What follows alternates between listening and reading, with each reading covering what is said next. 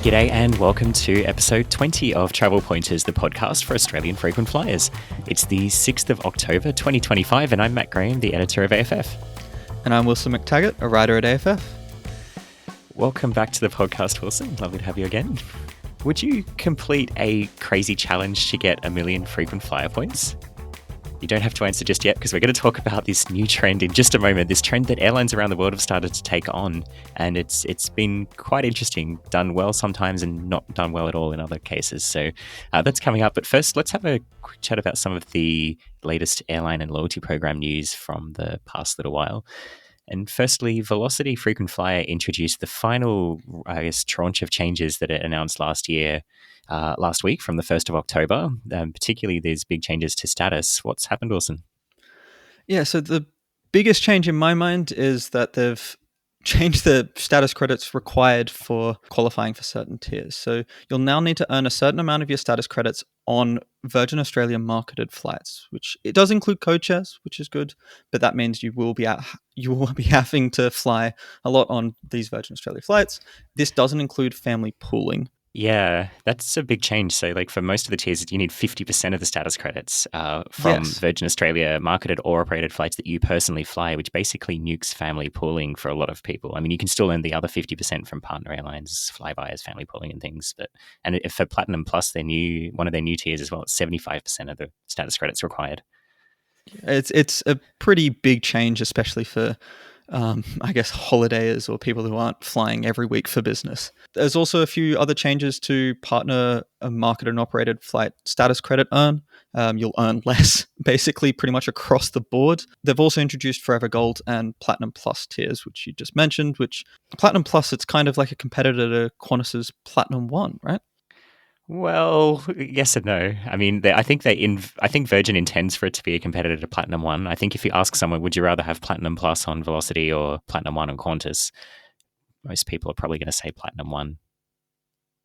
Yeah, I think so. It is easier, I guess, in terms of pure status credit to earn than Qantas Platinum One, but the benefits, I'm struggling to see how many major benefits you get with Platinum Plus, but maybe time will tell. Yeah, can we talk about that for a moment? Because it's not in the script, but I think it's worth talking about this because Virgin. So to get Platinum Plus, you need to earn 2,000 status credits on Velocity, which is harder than it used to be now that they've changed the status program as well. So yes. If you're earning that on Virgin Australia flights, earning 12 points per dollar spent, which is the new earn rate for Virgin Australia flights in most fare categories, you're spending $24,000 to get Platinum Plus for a year. And what are the benefits you're getting above Platinum? I mean, you get fly later, you get a really high baggage allowance, 5 bags of up to 32 kilos each. I would personally never use that, but I guess it's good if you're moving concrete blocks around the country on a weekly basis. Yeah, maybe if you're moving house every 3 weeks, or maybe for musicians, but I think musicians already get a higher baggage allowance on Virgin anyway as part of the industry deal. And then there's like a VIP sort of Australia-based call center, but that was what you used to get if you're Platinum anyway. You can gift Platinum status, which you already could do if you earned a certain amount of status credits above what you needed as a Platinum member. So that's now been moved to as a Platinum Plus benefit. You don't get access to the Beyond Lounge. So it's still just the regular Virgin Australia lounges. There was, for a time during the Platinum Plus trial, you could get access to that lounge, but that's now been taken away. I think there's a few other things like you can use your Platinum upgrades. You get the 4 Platinum upgrades you can use those on choice fares instead of just if you've booked an economy flex ticket. And I think also someone said on AFF that you can use that even if there's not a reward seat in business class on that flight. So that's kind of nice, but still, for the amount of money you're spending. Well, yeah, you have to ask the question, you're spending double the money. Are you getting double the benefits? And I think they also advertise these exclusive events and offers, and no one really knows what that means. And there's no sort of quantifiable measure for that. And priority, when you already had good priority with Platinum, I get that it's meant to reward their most loyal flyers who would probably fly with Virgin Australia that much anyway. And so they're reaching these status credit totals anyway. But with the changes, they might not be So it kind of defeats the point. Yeah. If you have an employer that spends a lot of money on Virgin Australia domestic flights, like if you're flying a lot for work, mainly domestically, then it's you could well get there, and it could be something nice. And I mean, you will have VIP if you're Platinum Plus printed on your boarding pass, and I think a lot of it will come down to how the frontline staff and particularly the cabin crew and like airport staff go out of their way to try and recognize these Platinum Plus members. Like if you are a Platinum Plus member flying business class, maybe you'll get looked after a little bit more. Maybe you'll get like a personal welcome on board, or get first meal choice or something like that. Like there's little things that the crew themselves can take the initiative of doing, but it's not published benefits. And I mean, you don't, as far as I know, you don't get any extra benefits on partner airlines as well. So once you leave Australia, it's not really that much. Well, there's no actual additional benefit if you're flying on a partner airline over having platinum status, or even gold status for that matter. Yeah, Velocity's partnerships aren't, like international partnerships are inconsistent at best as well. So there's that little fun thing. But I'll be interested to see what the take up is. Yeah, maybe Virgin will like introduce more benefits over time. Like if they can arrange things like first class lounge access when they're when their Platinum Plus members fly Singapore Airlines or Qatar Airways, for example, that would actually be a useful benefit. If they can get Singapore and Qatar to agree to that, and that's a big if. But yeah, it'll be interesting. The feedback on AFF has certainly been negative, unfortunately, to a lot of these Velocity changes, just in terms of how much harder it's going to be for people to earn status. And then when you compare it to the benefits you get, I think, is it actually now easier to earn Qantas status? I haven't done the calculations, and it obviously depends on your flight patterns and all that, but you can, especially when you combine it with double status credit offers. And I do think that Velocity will continue to offer double status credit promotions or status credit bonuses as well, so that they're not going away. But it's pretty close, I think, in terms of cash spend if you're like doing a status run for Qantas versus, I guess, flying with Virgin. You can't do a status run now because they just earn it on how much you spend. So, well, you can do a status run, but you don't. There's no loopholes to earn status credits at a lower, cost per dollar or whatever. Yeah, and so it's probably close to the same cost, but then you have to ask which status is more valuable. And I mean, across the board, basically from gold status on both airlines up, I'm probably going to go Qantas. Yeah, and I mean, unless you're doing most of your flying domestically on Virgin Australia, then yes, of course. Then Velocity definitely makes sense. Well, I'll put it to you, Wilson. Do you currently have Velocity status? Yeah, I have both Velocity Platinum and Qantas Platinum. I status run hard for Velocity Platinum before the original status credit changes back. Would have been April, May this year. Earlier this year. So I hold it. I will not renew it. That was my next question. Yeah, what's going to happen next year? So are you going to even earn enough status credits next year to like qualify for gold, or are you going to rely on a soft landing? I'm relying on a soft landing. I don't think I'll get close, to be honest. I think a lot of people are in a similar boat as well. Yeah, I'm in the same boat exactly. I've got platinum on both. I will not renew my Velocity Platinum next year. I'll drop down to gold next year, and then probably to silver the year after that. And who knows, after that, maybe I'll become a red member again. It's just not worth it for me. I don't think that the amount of money they're asking for is worth it. Yeah, I agree. It's obviously up to you. Anyway, personal experience, but yeah. Let's go through the rest of the headlines. We didn't actually plan to talk about this, but I think it is worth bringing up now. Qantas did also 2 weeks ago now, almost 2 weeks ago, introduce a brand new aircraft type, the A321 XLR. The XLR standing for extra long range, and Qantas is using them now on its really long range routes, Sydney to Melbourne and Sydney to Perth. Yeah. It did announce that it will use the next tranche of A321 XLRs that are coming in on more like longer sort of mid-haul international routes, which could include some new routes that they don't currently fly, like Adelaide to Singapore or Canberra to Singapore, that kind of thing. Maybe even like Sydney to Tahiti. That could be a really interesting one. The airline has copped a lot of criticism about the number of toilets on board. Yeah, so the first three A321XLRs that Qantas will get are delivered with 20 business class seats and 180 economy seats. To cater for those passengers, they have three lavatories. That's it. One is to cater to the 20 business class passengers at the front of the plane. That's in theory meant for only business class passengers. And then We know how well Qantas does it, stopping economy passengers from using the business toilets.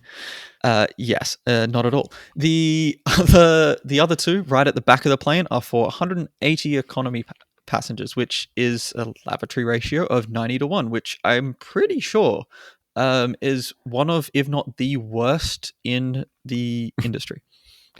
Ryanair, EasyJet, Wizz Air, Jetstar all have a better lavatory to passenger ratio. I mean, I could name most airlines. I mean, it's pretty bad. In fact, Qantas even realized before this plane went into service that it was going to be bad. So they like from the fourth A321XLR onwards, there's going to be 3 toilets for economy, 3 in the back of the plane, and they're going to remove 3 seats at the back of the plane to make way for an extra toilet. The first 3 aircraft were ordered by Alan Joyce, and Alan Joyce thought that the 90-1 toilet ratio for economy was completely fine. Yep, on a full service carrier, no less. Yeah, I think Qantas will reconfigure those 3 as well at some point. The first 3. Yeah, they have said they'll look to refit these first 3 aircraft within a few years, but that's a very vague statement. And with the way Qantas is going about certain refurbishment programs, especially with its lounges, a few years can stretch a bit. So I have actually booked a flight from Melbourne to Sydney on this new A321XLR in economy. So have you chosen a seat yet? I think so. I think it's like towards the front. I think it's like 12A or something like that. Okay, so I don't. How many rows is there? It must go back to into the 30s, like I guess. 35, I want to say. Yeah. So if you want to use the toilet during a Melbourne to Sydney flight, and the crew are doing a meal service, there's a trolley in the aisle. You're not supposed to use the business toilet. There'll probably be a queue for that anyway. And then you can't get to the back.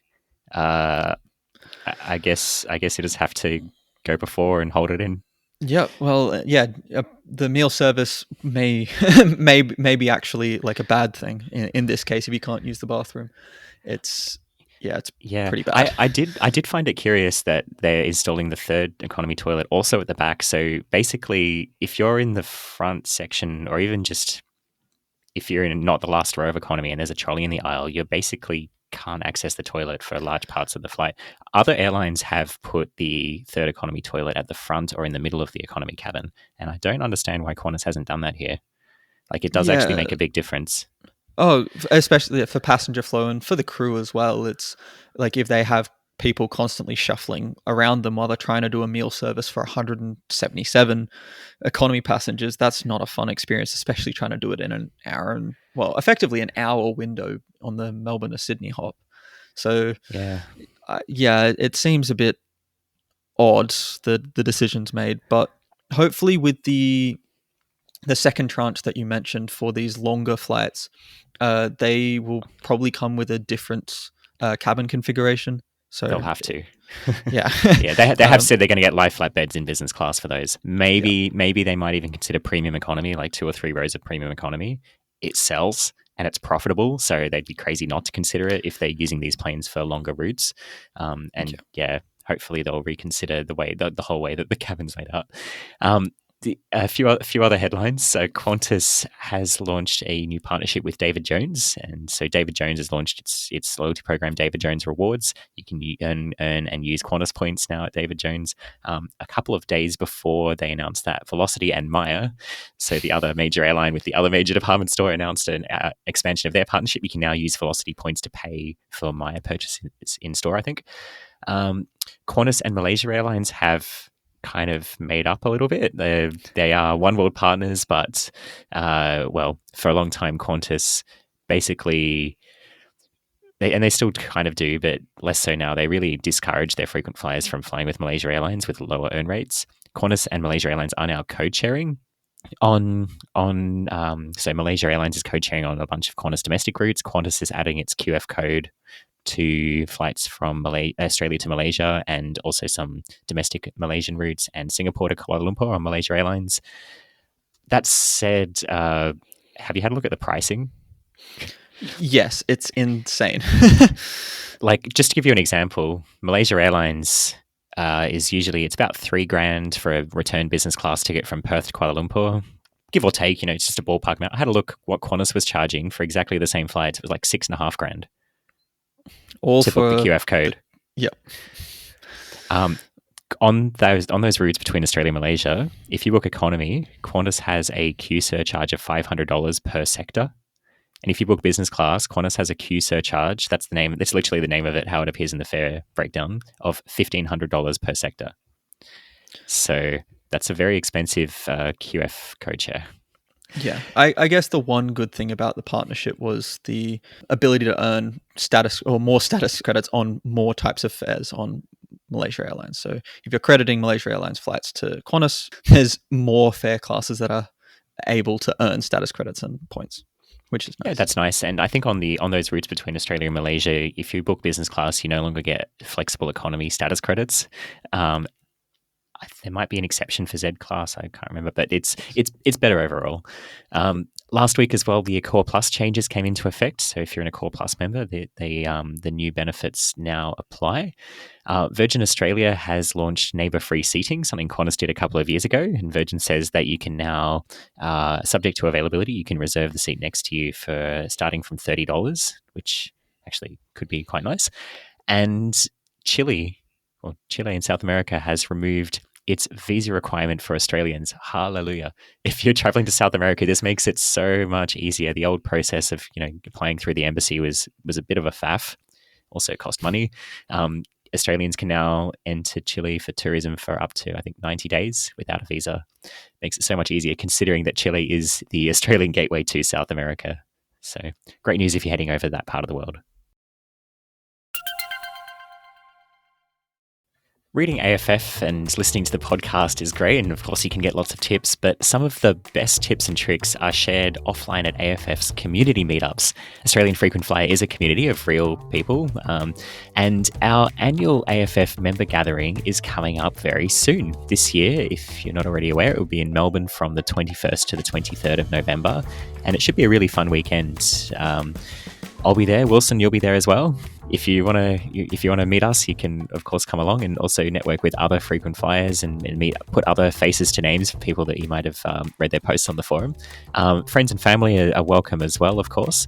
The main event will be the dinner on Saturday night. It'll be at Hyatt Centric, and we have two fantastic guest speakers lined up. One of them is Adara, who joined me last episode, and we also have another loyalty industry insider who I'm sure will give a really great talk as well, and you can have a chat to.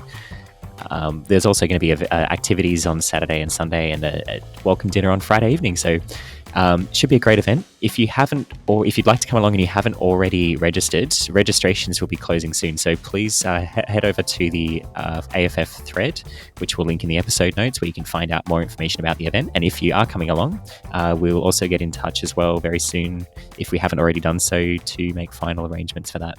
So looking forward to seeing you there.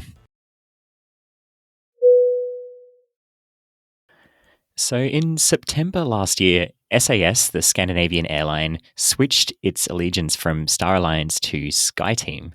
And it had been a long-term Star Alliance member. It got bought out by KLM Air France, which is part of SkyTeam, and they decided they're going to switch alliances. This, caused a bit of a challenge for their marketing team and for their frequent flyer program, because their frequent flyers had been so used to the Star Alliance network, and they wanted... And as well at the time, like a lot of the Star Alliance airlines had been offering status matches to SAS Eurobonus members, which wanted to stay in Star Alliance because it's what they knew. And so SAS had a bit of a challenge. They wanted their frequent flyers to experience the SkyTeam partners and have the chance to get to know their new network of partners. So what did they do? Well, a month later in October, they announced a challenge. It was the promotion was called Eurobonus Millionaire, and it was kind of the first of its kind that I've seen, at least for a very long time.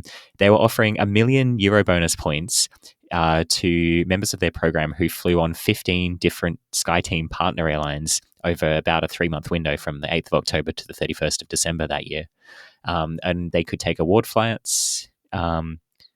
They could book cash fares, but the flights had to be like credited to SAS. So the SAS Euro bonus number had to be on the ticket. Now, SkyTeam has about 18 airlines, give or take, including SAS. So basically, you had to fly on most of the other SkyTeam partner airlines. Then I think there was like one or two you could skip, but basically you had to fly most of them, and they're based all around the world. So it would basically, over a 3-month period, you'd have to fly really like all around the world, doing a lot of flights, and the prize was 1 million points. It was a really interesting promotion. SAS got a lot of publicity for that. It was kind of the first of its kind. They had, I think in the end, it was about 600 people actually do this challenge successfully. So quite a few. But there would have been tens of thousands more that it would have made them think about SkyTeam and SAS and sort of look into it. I don't know. What do you think, Wilson? Is this a good promotion? I mean, I remember at the time I saw this promotion and I kind of couldn't believe my eyes a little bit. Like 1 million points is a lot of points, right? Yeah, and you can do a lot with that. Yeah, exactly. And the fact was, it wasn't locked behind like a certain like spend target necessarily. It was, you could create it yourself, and naturally the gamification opportunities are endless. Yeah, exactly. And so naturally what I did is I spent, I think, the next few hours trying to build out an itinerary to do this challenge. And I think that's like, in of itself, that means the challenge is a success. It's someone like, I've never engaged with Eurobonus before. No. At all. I don't know if you have. Do you even have an account? Because I didn't until the promotion. I've even lived very close to where they're based, and I don't have an account with them. Yeah, but this made me want to engage with Eurobonus and SAS in a way that I can't really imagine another promo that really does this. Like, just imagine they would have said, fly 15 SkyTeam partner airlines and go in the draw to win 100 million points. And so one person who does it will win the prize. Like, would you bother? No, exactly. Like, no, I wouldn't. To have that up to chance, it's not worth it. But to have it guaranteed, wow. And I mean, I actually did price out something, including some positioning flights as well. It would have taken. How much was it? I have $5,484 roughly, not including accommodation, but including a bunch of one-way flights on 15 SkyTeam airlines. So from memory, the SkyTeam airlines that you couldn't include were ITA Airways, which was in the process of being bought out by Lufthansa Group. Oh, that's right. And Middle East Airlines, MEA, which has its own issues in the Middle East. So they didn't. Airline based in Lebanon. Yes, they didn't count to the challenge, but every other SkyTeam airline did. So yeah, it would have taken me to the US, all through Europe and through Asia as well. And there were some really cool Fifth Freedom flights in there as well. Yeah, a lot of economy flying. I mean, 5,400, I'm assuming all of those flights are in economy. Bunch of long-haul economy. It could be a bit exhausting if you would try and do this in one go. But yeah, it is one of those situations as well where some of those Fifth Freedom flights come in really handy. Like, for example, Kenya Airways, which I actually flew recently, good airline. But Kenya Airways is one of the SkyTeam airlines. You could have taken their Fifth Freedom flight from, I think, Bangkok to Guangzhou or something, rather than flying to Kenya. That's in it. Yes, exactly. It would have one of those situations where Fifth Freedom flights, come in really handy. Yeah, exactly. And I think the genius behind the promotion was that 1 million miles does seem like a lot. For a lot of people, 1 million miles is, it can actually be a little bit harder to get like great value for it. And if you have that many miles, you're probably gonna just spend it for when you want. You're not gonna like save your points like you might do normally and save it for that one special redemption. You just burn the points whenever you think you want to save some cash. Yeah. So for stuff that you value, that's kind of what they're there for. So it would have cost about bit over 5,000 Australian dollars for the flights. How much is 1 million Eurobonus points worth? I mean, obviously, obviously it's hard to answer that question, but do you reckon you could get more than $5,000 worth of value? Yeah, so I think I reckon I calculated it at around 1.5 cents per point. So around 15 grand would have been the value that I probably could have reasonably expected You could from get a quite a million few miles. long-haul business class flights with those miles or with those Yeah, points. exactly. So like an example would be Korean Air from Sydney to Seoul. You need 130,000 euro bonus points for a return business class redemption, plus the tax and fees. Weirdly, So euro you do a bonus bunch has of those. Yeah, Eurobonus has, I guess, penalizes you for one ways versus returns. But if you can find the availability, and obviously that's a big if, yeah, you can get some decent value for these Eurobonus points, which would have been pretty cool. So it's purely financially like beneficial. It's like you pay this amount of money and you get this thing in return, which is worth more than what you paid. I feel like as well as a really cool trip. Yeah, I feel like right here should go a disclaimer: this is not financial advice. Take your own circumstances into consideration. Yada yada yada. It doesn't account for the accommodation costs, visa costs. It doesn't account for the lack of sleep from all that long haul economy flying. Like yes. there are of course yes. barriers. Of course, beside the fact that you'd probably have to take at least 2 weeks off work, unless you could work from a plane like that. And I don't think many people, even us, both you and I, we're pretty well trained on working on flights. I don't think we could have done that many flights and still worked functionally. I don't know. I don't think I would have slept for 2 weeks if I was doing this, at least in economy. And of course, if you could do it in business class, but then I don't know, the cost is a lot higher, of course. But it was a really interesting promotion. It got a lot of attention. It got a lot of publicity. I think SAS would feel like they achieved what they wanted to achieve by offering this promotion.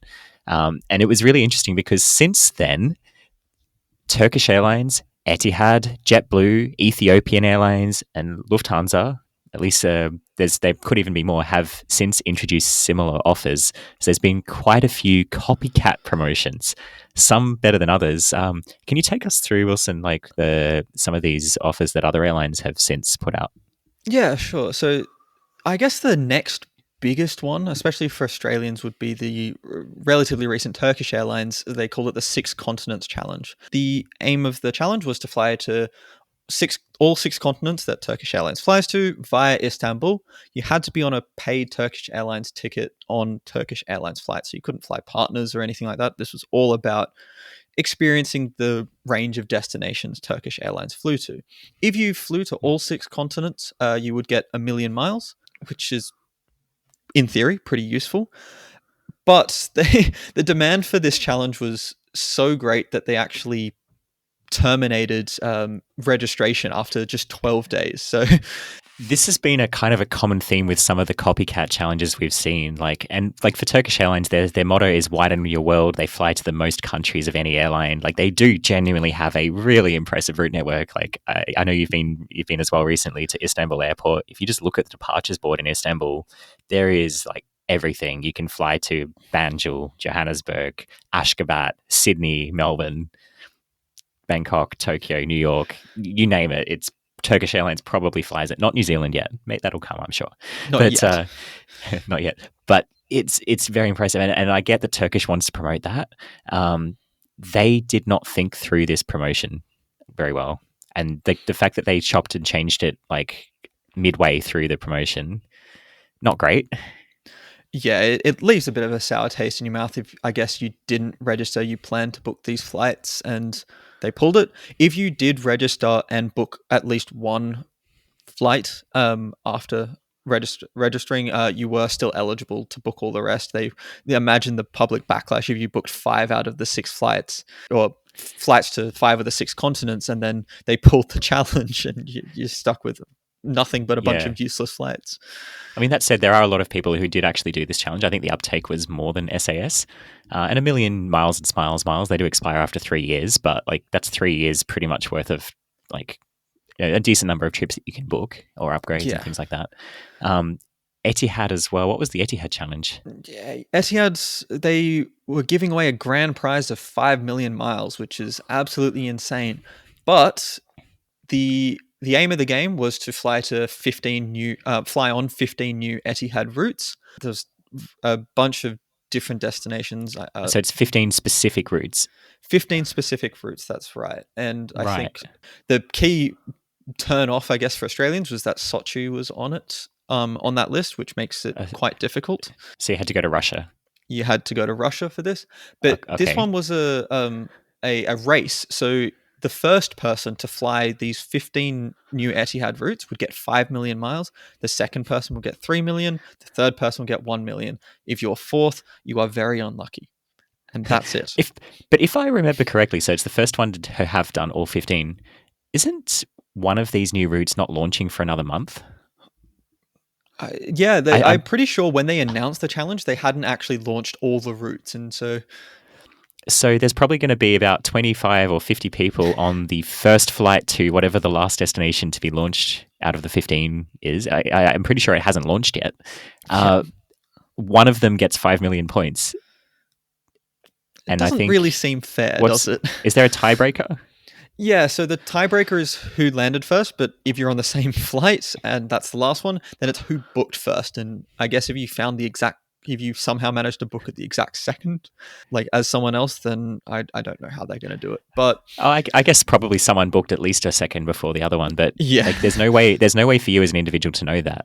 Yeah. So someone's going to be really disappointed. Yeah, and this kind of promotion, I think we both looked at it and thought, yeah, nah. And especially with Etihad guests, recent changes, they're very punitive on cancellation costs, for example, for award flights. So kind of doesn't make sense. I would put this one as a fail promotion. I would too. And Etihad guests, that with the changes they made to their program last year as well, I've stopped engaging. It's not the program it used to be. I think about a day or 2 days after the Etihad released that challenge, Ethiopian Airlines also released its own. What was that one? This one was, again, sort of a lottery kind of thing. It's if you flew 5 specific round trips within the time frame, which is still ongoing. It's still up. The time frame is from June 1 to November 30th, 2025. If you flew these 5 specific routes that they've announced, you go in the draw to win 200,000 miles with preferences given to people who bought more expensive tickets or had been part of Sheba Miles longer. Again, how are you supposed to know that? How do you know whether you've been there longer than someone else, or it's like a lottery. Do these very specific, very time-consuming things, and you might get some prize. Yeah, it kind of it defeats the point of bringing in engagement if it's just there's nothing that personally I can do about the problem. It's just up to chance. Okay. One challenge that I did see though that I was actually I was impressed with, I guess is probably the best word. The JetBlue 25 for 25 promo, which not only gave you 350,000 JetBlue TrueBlue points, which they're not the most useful currency, but they can be redeemed on Qatar Airways, which is pretty cool. But that also gave you 25 years of JetBlue Mosaic status, which is their top tier status. That gets you a few things like checked bags, free checked bags, priority boarding, and a free drink on board as well. I guess the big question is, will JetBlue last 25 years? Yeah, so 25 years of Mosaic status. It's either for 25 years or until JetBlue ceases to exist, whichever comes first. Do you want to take a bet and we can come back in 25 years and see who wins? Yeah, well, a lot of these promos are a bit gambling related, so I guess maybe. Yeah, it is a really cool promotion, and to complete the challenge, you needed to fly to 25 unique JetBlue airports, and that can be in the same city, so you could fly to both JFK and LaGuardia in New York. So that's a really cool way to explore the JetBlue network. Nice. And you have there's a 6-month window that they're giving people to do to visit these 25 unique JetBlue destinations. Yeah, so it's still active at the moment. You have until December 31st this year. I like this as a challenge. This seems achievable for it's quite a commitment, 25 airports, but you can it's something that you can do, and the reward is guaranteed and it's worth it. So that's that's kind of and it is that one's a achievable, even if it pass. is quite a commitment. Yeah, I know Seth Miller, who is one of the hosts of the Dots, Lines, and Destinations podcast, is doing this challenge. It's been this is a podcast I listen to sometimes. It's been quite interesting. He's like been giving updates on these random JetBlue trips he's been doing to like random airports where he's just flying there and back, basically to get one of the 25 cities. It hasn't been without operational challenges, like. I know he's talked about like there's been a few weekends where he's intended to go to 2 or 3 different destinations, and then the first plane goes tech, and the whole weekend gets messed up. But it's a fun and probably worthwhile challenge. And the Lufthansa one has been interesting too. Yeah, it's to basically celebrate ITA Airways' entrance to the Lufthansa group. You get 100,000 miles and more miles for flying 7 Lufthansa group airlines. It's just finished up. It ended in the end of July this year. The big problem, I guess, with it was that it was targeted to specific people with the Miles and More app, and Miles and More is not the most engaging program, is it? I love Lufthansa as an airline. I am not a member of Miles and More. I credit my Lufthansa flights to Turkish Airlines, honestly. But it was an interesting promo. I really like the concept. I would do one of these challenges if I found one that I could make work and that was worthwhile. I think you're probably on the same boat, right, Wilson? Yeah, exactly. And I was very close to pulling the trigger for the Turkish Airlines one because I and you're in the same boat. We both use Turkish Airlines as our Star Alliance program, so we both have Star Alliance, Turkish Airlines Elite and Star Alliance status with that. And the Turkish Airlines miles can be used on their flights from Australia, but I think there's a couple reasons why I would be hesitant to do these promos. Well, the first one is you are still just spending a bunch of money on flights. It's a lot of time, a lot of effort. It's not good for the environment, and that is very true. Those factors do weigh a bit on you. You're going to be tired for a lot if you're trying to do it all in one go, and for a lot of these challenges, you have to fly a lot, so it's going to be pretty unachievable to do if you're like just holidaying with a normal job with 4 weeks leave, right? Yeah, if you could tie it into like getting to places that you were already going to go to, and maybe just going a little bit out of your way, that could be more achievable, I guess. Yeah, and I guess the other thing as well is that, especially with the Turkish Airlines miles, is that they have a 3-year hard expiry, which means that I have these million miles, and sure, I guess my travel plans are what they are for the moment, and maybe I'm able to travel a lot at the moment, but what happens if that changes in a year or two and I'm stuck with a bunch of miles that I've effectively paid for that I just can't use because I don't have the time or something like that? So yeah, and I mean, I often advise people that collecting points is not really a strategic investment. Like it always amuses me, not amuses, but like I find it questionable when people boast, oh, I've got 10 million points or I've got 1,000,000 points or whatever it might be. If you have more than 1,000,000 points sitting in your frequent flyer account, you're not using them enough. Those points don't increase in value over time. Like in my opinion, the best number of points to have in your account is 0 because it means that you've used the points. Okay, not if you're starting out and you haven't ever earned any points, but if you're regularly earning but also burning the points, it means you're getting value for the frequent flyer points, and you're not waiting for the airline to devalue them for them to expire, or for you to expire. So like using the points is good.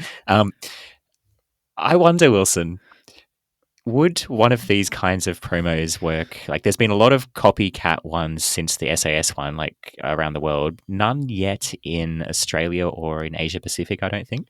Would one of these work in the Australian market? A similar kind of thing? like obviously I don't have a crystal ball, but I would imagine if Qantas or Velocity or even like Chris Flyer or like Cathay came out and said, yeah, we've got a challenge, like if Qantas say you have to fly every single One World partner, maybe not Qatar, but if you had to fly a bunch of different airlines and they'll give you 1,000,000 Qantas points, I'd imagine the uptake would be pretty significant. I think that would be an amazing promotion for Qantas. I think they would get a lot of interest, a lot of publicity. I think there'd be a lot of people on AFF who would be doing it and posting about their trips on AFF and on social media. I think it would get TV publicity. I think Sunrise and Today would be all over it. It would actually be like an amazing promotion. I think it would do wonders for Qantas. Yeah, I think it would be great for the image, for the brand. I can imagine the accounting department having being the hurdle there, especially if so many people are engaged. But I would love to see it. That'd be so cool. And I would do it in a heartbeat, because I guess the difference for programs in Asia Pacific, like Qantas Velocity, obviously, but also like KrisFlyer Asia Miles, is that these programs give me access to a lot of rewards that I can readily use. With Turkish Airlines, it's a bit harder to use the miles. They're really only useful for flights to Istanbul. Or Star Alliance partners, but obviously there's none domestically based in Australia. Yeah, so that it does change the equation if the miles that you get from these promos are much more easily accessible for Australians. What about yourself? Do you think you'd go for it? I think I would. It sounds fun. It's a really fun way to engage with the program. And I mean, I'm just thinking about this. If Qantas would say, fly every One World partner in the space of 4 months or whatever, and we'll give you 1 million Qantas points, or even upgrade your status tier or something. It doesn't have to be points necessarily. All of these so far have been large amounts of points. It doesn't have to be that. But if it would be fly every One World airline within 3 months and we'll give you an upgrade of whatever your current status is. So I'm currently Platinum. That would get me to Platinum 1. I probably would do it. I'd probably book a One World Explorer ticket and try and optimize it to fly on as every One World airline. I mean, you get up to 16 sectors on that ticket. Yep. Would you do it in economy? Maybe. Depends on the promotion, doesn't it? I don't mind flying economy. I probably would prefer not to on a long haul overnight flight. But if I could get it, I'd probably go westbound because there's more daytime flights. I think it would be doable.